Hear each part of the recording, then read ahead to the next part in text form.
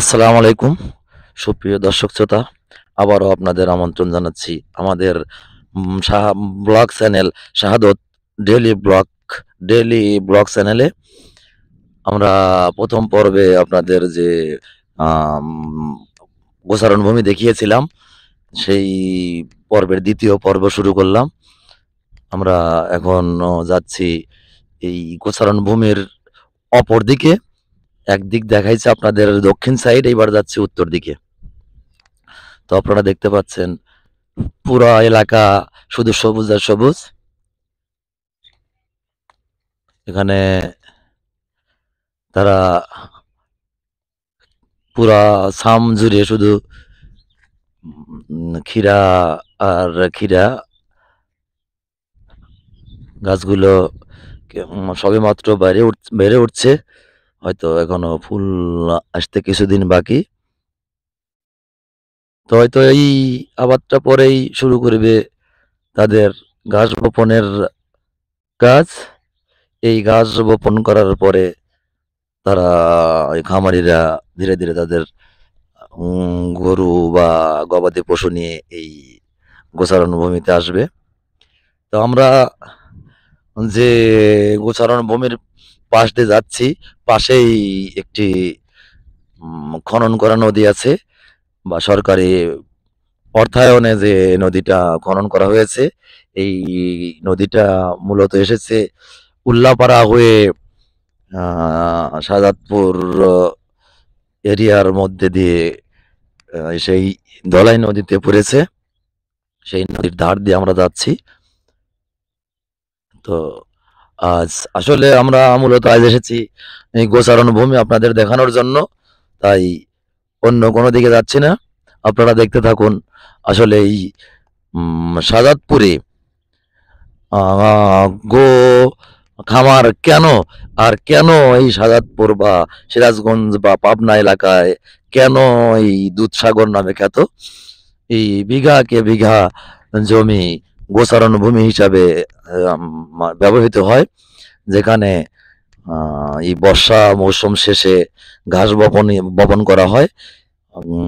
কিছুদিন যাওয়ার পরে ঘাসগুলো যখন গোখাদ্য হিসাবে খাওয়ানোর উপযোগী হয়, খামারিরা তাদের গবাদি পশুগুলো নিয়ে এই গোচারণ ভূমিতে আসেন এবং এই ৫টা ৬টা মাস এই গোচারণ ভূমিতে তাদের গবাদি পশুগুলো নিয়ে থাকেন। আর যখন বর্ষা মৌসুম এসে যায়, আষাঢ় মাসে যখন পানি ঢুকতে থাকে, তখন গবাদি পশুগুলো নিয়ে তাদের নিজ নিজ বাড়িতে চলে যায়। এই দেখছেন এই গোচারণ ভূমি বা আমাদের স্থানীয় ভাষাটাকে বাথান বলে, অনেকে সাম বলে। তো আমরা যাচ্ছি সেই বাথানের ঠিক পশ্চিম শেষ প্রান্ত দিয়ে।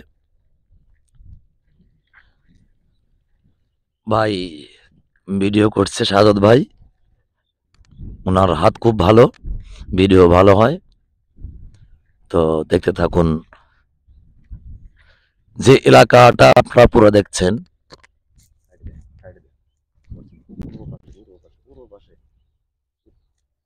যে যে পাশে আপনারা দেখতে পাচ্ছেন, শুধু যত দূর চোখ যায় শুধু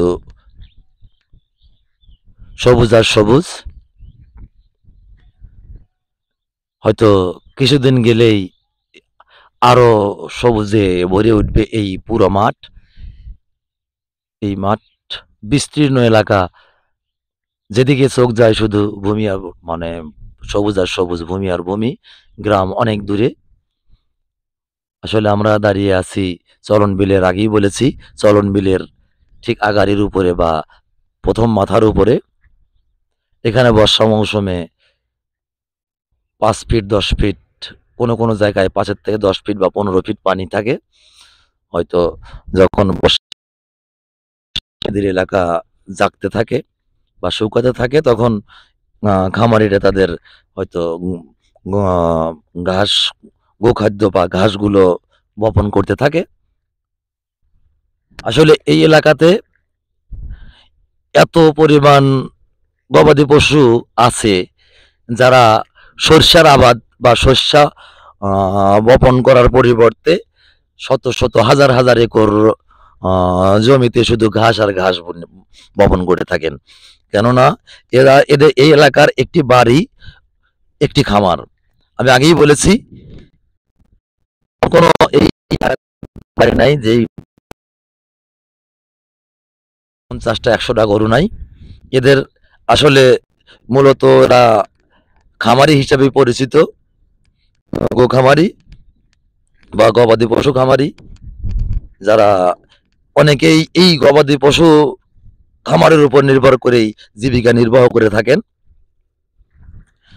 আর এখানে বিভিন্ন উন্নত জাতের গবাদি পশু এরা পালন করে থাকেন, শঙ্করায়িত, ক্রস বা অস্টাল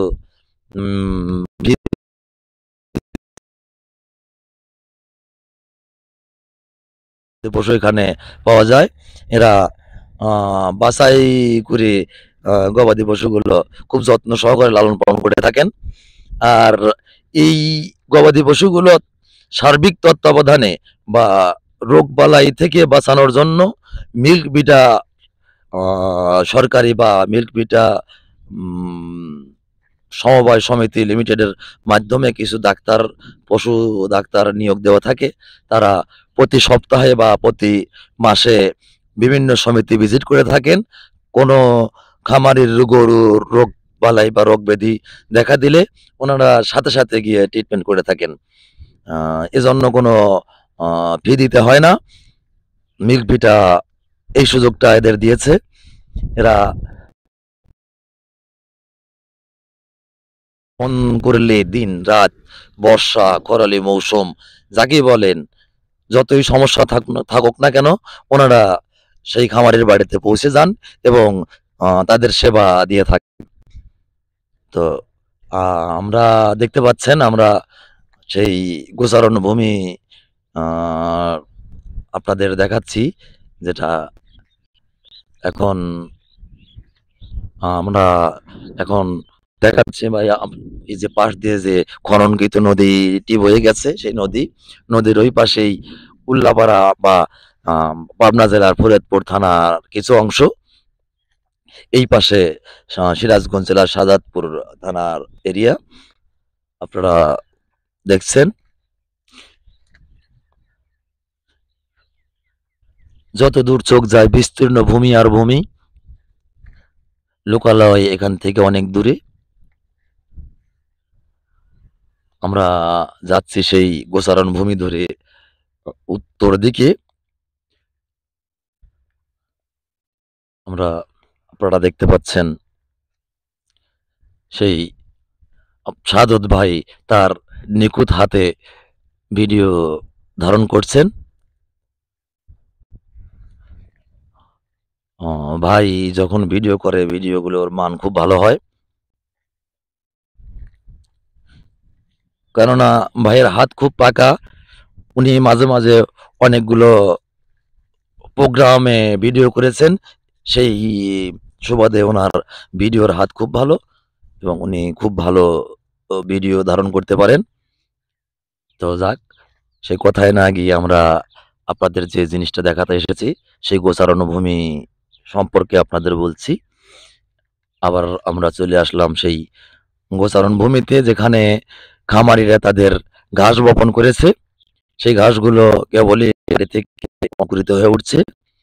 হয়তো এই ঘাসগুলো বড় হওয়ার পরপরই খামারিরা তাদের গরু নিয়ে এই খামারে আসবেন, অস্থায়ী ঘর তৈরি করবেন, যে ঘরে গবাদি পশুগুলো থাকবে। হয়তো বেড তৈরি করবেন। অনেক সময় গবাদি পশুগুলো বাইরে শীত, ঝড় তুফান সেই গরুর উপর দিয়ে বাইরেই চলে যায়, তবুও ওই গরুগুলো সুস্থ থাকে, কোনো রোগ বালাই বা সমস্যা হয় না। আর এখানে আরেকটি কথা, যে এই সাথিয়া, চাটমোহর, ফরিদপুর এই এরিয়াটা আগেই বলেছি দুধসাগর,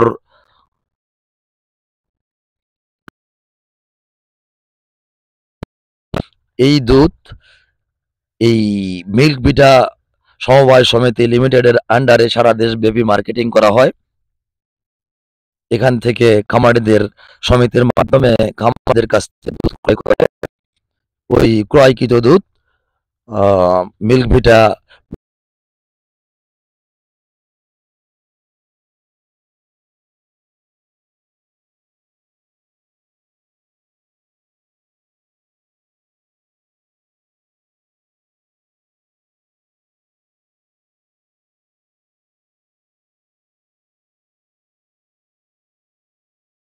হয়।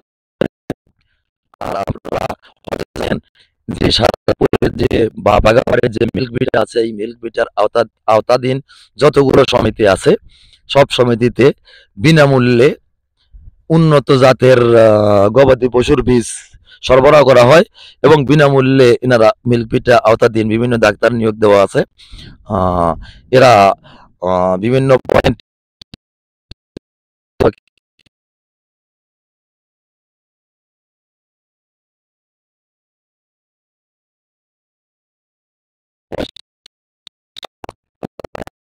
মিল্ক ভিটা আওতাধীন সমিতির আন্ডারে এরা এই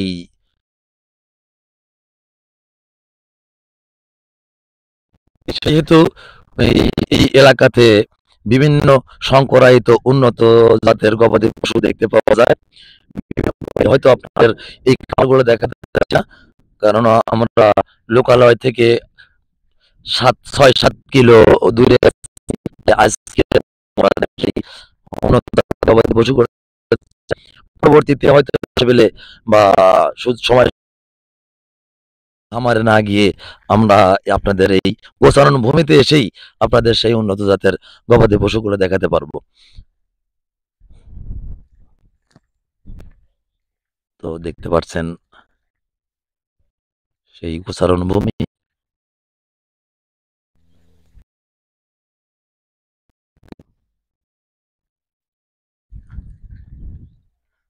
আমরা মাথানের ঠিক উত্তর প্রান্তে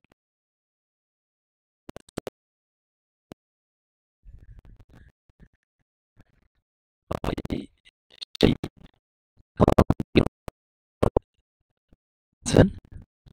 ভাইয়ের সাথে সাথে এই নদীর পাড়ের উপরে যাচ্ছে।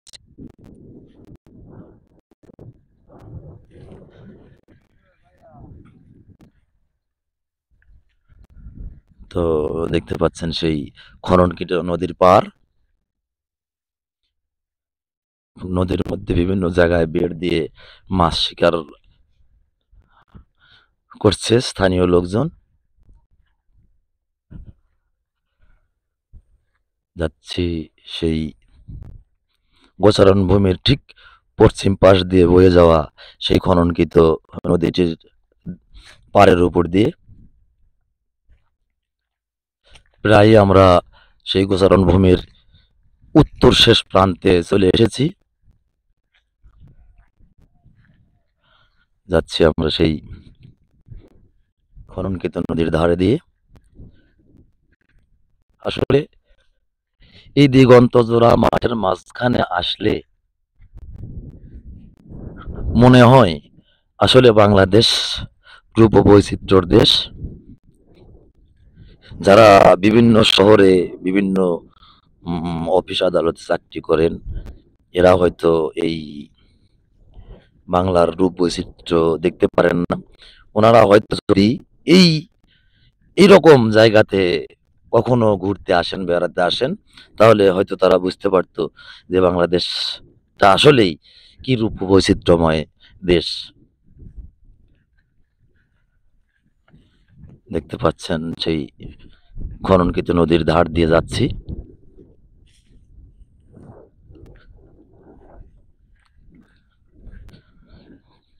তো আবারও বলছি আপনাদের যাতার্থে আমাদের এই ব্লগ চ্যানেলটি মূলত শাহাদত ডেইলি ব্লগ চ্যানেল নামে পরিচিত। আপনারা সবাই এই চ্যানেলটি সাবস্ক্রাইব করে আমাদের পাশে থাকুন এবং লাইক, কমেন্ট, শেয়ার করে বিভিন্ন লোকদের আরো দেখার সুযোগ করে দিন এবং কমেন্টের মাধ্যমে আমাদের চ্যানেল সম্পর্কে কোনো মতামত জানাতে চাইলে কমেন্টের মাধ্যমে আমাদেরকে জানাতে পারেন।